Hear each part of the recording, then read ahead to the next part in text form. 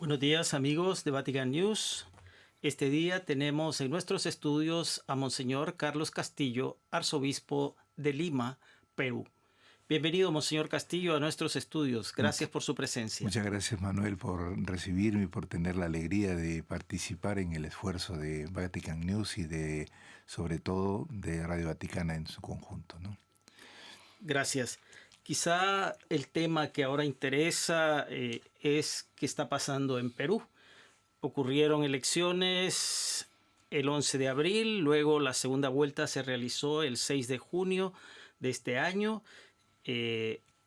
Los participantes en la contienda fueron Pedro Castillo, quien obtuvo el 50.16% de los votos frente a 49.8% de Keiko Fujimori. Sin embargo, hasta el día de hoy no ha sido nombrado oficialmente el ganador y presidente o futuro presidente de Perú. ¿Podría usted describirnos el actual momento político que vive Perú? Sí, Manuel, mira, esas elecciones coinciden con el bicentenario de la independencia, que se va a celebrar el 28 de julio, que sería el día en que el presidente elegido debe asumir el mando. Lo que ha sucedido es que un grueso de la población se ha expresado, si bien es cierto que con una diferencia de 40.000 votos, pero se ha expresado como un campanazo fuerte de los pobres ante las deficiencias del sistema neoliberal implantado ya hace más de 20 años. Y las consecuencias son realmente muy grandes porque aquí la gente muestra un descontento que en las ciudades existe menos porque en las ciudades existe el famoso chorreo, ¿no? O goteo de dinero, pero que cuesta muchísimo como esfuerzo. Lo que pasa es que las ciudades, por los medios de comunicación que tienen, pueden escuchar más directamente propaganda y además los miedos que se crean siempre cuando hay una elección, ¿no? Los recursos que tiene la propaganda. En el campo no, y en el campo la realidad manda. Y entonces, si bien es cierto que hay casi 50-50%, podríamos decir que en las ciudades, sobre todo las más grandes y las que tienen mayor acceso a los recursos, se ha notado que evidentemente la propaganda del miedo ha sido muy fuerte, miedo al comunismo, miedo a que van a quitarle sus cosas. Y desde mi punto de vista y también desde el punto de vista de la Iglesia, no es una buena atribución el haber recurrido a esos medios e inclusive a veces a propaganda usando la religión, ¿no? Como ha sucedido ya este sábado, pero en otros casos anteriores también lo hubo. En todo caso, es cierto que un buen sector de la población vive en pobreza, que incluso quienes en las ciudades han votado por uno de los candidatos también, digamos, existen y viven en situación de pobreza. En este momento el 70% del 71% de la población abiertamente manifiesta de que debe de una vez reconocerse como presidente al que ha sido elegido. De tal manera que, tanto por la proporción de las estadísticas como por el hecho mismo de la votación, estamos en una situación de tránsito que debería terminar más o menos alrededor del 28, porque en todas las elecciones más o menos el recuento y los diálogos y las tareas deben llegar hasta ahí.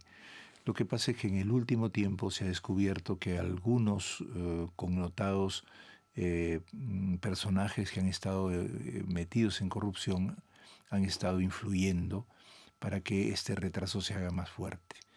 Y eso es una cosa grave porque se atenta contra la democracia. Es la razón por la cual la Iglesia ha hecho el comunicado llamando a que se reconozca la labor institucional del jurado que va a nominar y que eso se resuelva pronto, ¿no?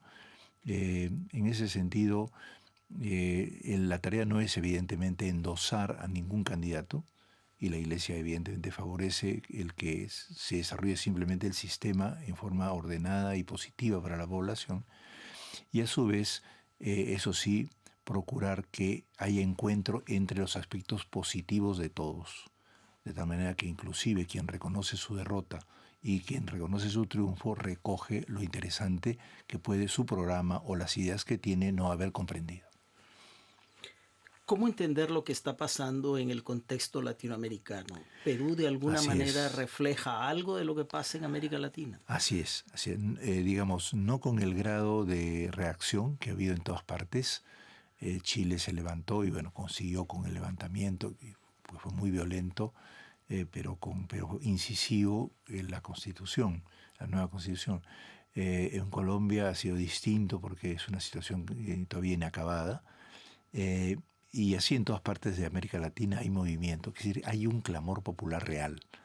Y esto se inscribe dentro de eso. Ahora, hubo un famoso asesor político de un partido que dijo una cosa muy interesante, porque él es un comunicador también, y dijo, bueno, en el Perú la gente ha aprendido a expresarse por medio del voto, ¿no?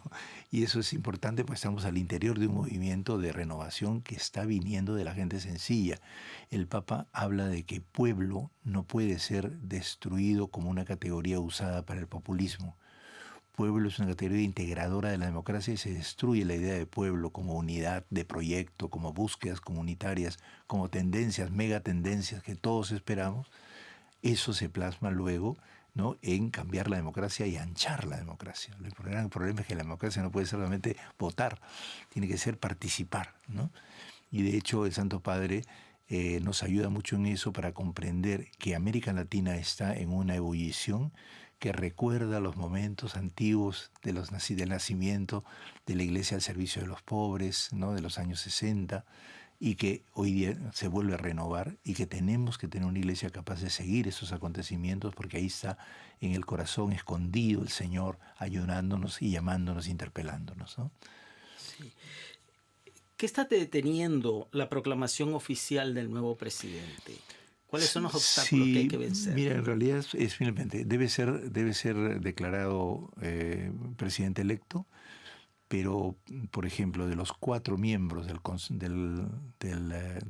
digamos, que declaran esto, deben votar y podrían haber tenido 3 contra 1, que no estaba de acuerdo, pero con eso se tendría mayoría y proclamación. Lo que ha hecho es declinar y salirse, lo cual es una especie de cosa rara porque es un cargo irrenunciable. Entonces se inventa esa persona el término declinar, no asiste y no se puede hacer reelección. Entonces esas son leguleyadas, llamamos en Perú, ¿no? Y eso es una cosa seria porque así hay varias cosas más.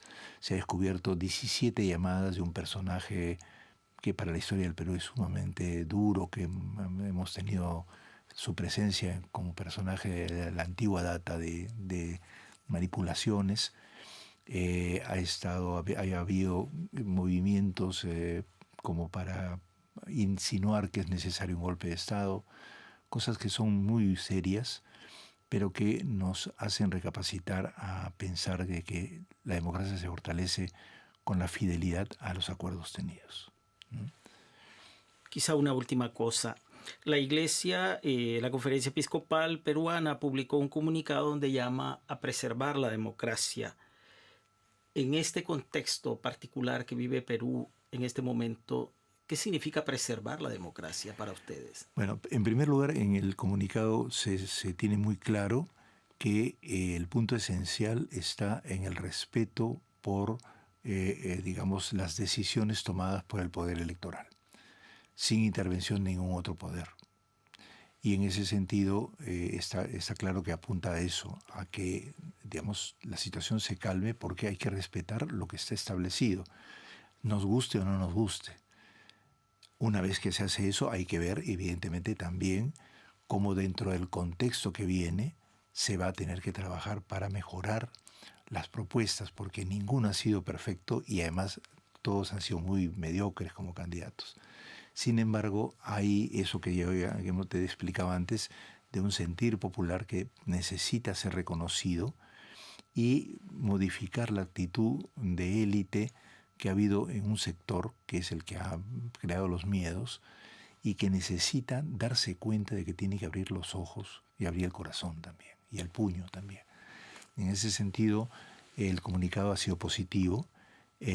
Necesita evidentemente en el futuro próximo ir complementándose con algunas cosas, como por ejemplo el poder cuidar mucho de que todos los elementos de corrupción no nos sigan invadiendo, que existe, será necesario ver toda la responsabilidad que tenemos de todos colaborar. Tutti Fratelli entra perfectamente, Fratelli Tutti. En ese sentido, yo creo que nos viene un trabajazo muy grande. Es decir, cómo logramos que esos aspectos de control, de vigilancia desde la ciudadanía, pero especialmente de la ciudadanía pobre, se pueda lograr que integremos un sistema que tiene un nivel de libertad, de competencia, pero simultáneamente tiene un sentido social. Y esa es una tarea muy grande y la Iglesia tiene que ayudar. Y por eso el comunicado habla de humanizar los procesos sociales y políticos, ¿no? Y en esas estamos. Unas palabras a su país. Bueno, yo me dirijo a todos nuestros hermanos peruanos, como ayer lo he dicho. Oremos, no usemos la religión para legitimar individualidades ni intereses propios. Más bien sepamos que la fe nos invita a compartir todo lo bueno que hay en el ambiente y así poder juntos organizar alternativas interesantes. Y entonces el Papa Francisco nos orienta, ¿no? El diálogo social, ¿no? El envolvernos todos en un proceso que valora los sentimientos y las esperanzas de los pueblos. Él nos dijo que no nos dejemos robar la esperanza y hay que construir la esperanza. Ahora todos somos una esperanza para el Perú. Muchas gracias, Monseñor Castillo, por estar con nosotros. Gracias por sus palabras y saludamos al pueblo peruano desde Vatican News. Muchas gracias. Muchas gracias a ustedes, a mi Manuel. Muchísimas gracias.